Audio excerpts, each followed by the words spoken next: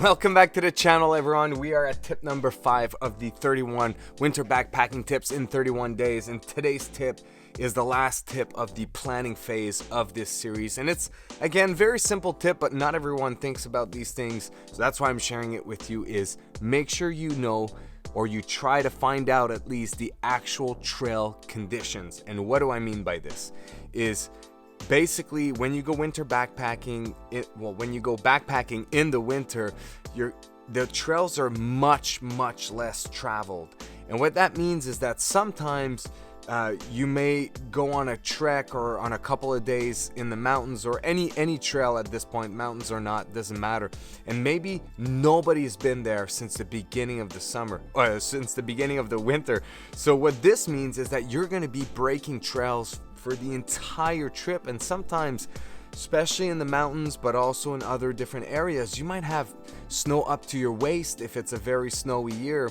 And if no one broke the trail, this is gonna significantly, and when I say significantly, I mean significantly, impact the speed to which you can travel, and you might want to rethink your actual loop that you're doing.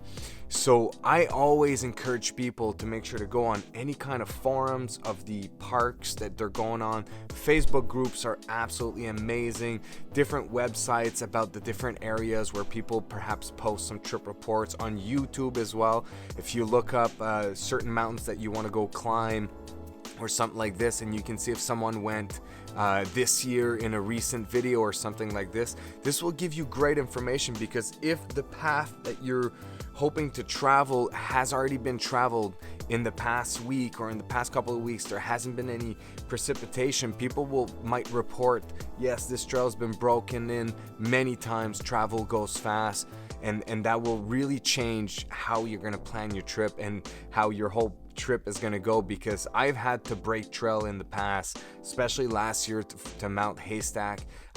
We had to break trail for a significant portion of the mountain, and we were supposed to do 3 peaks that day, and we only managed to do 1, and we had to take a different route back in of the route, the initial route we had in mind. So really knowing the trail conditions, or at least trying to finding out through Facebook groups, websites, forums, YouTube videos, trip reports online, will really help you do a better job of planning your trips.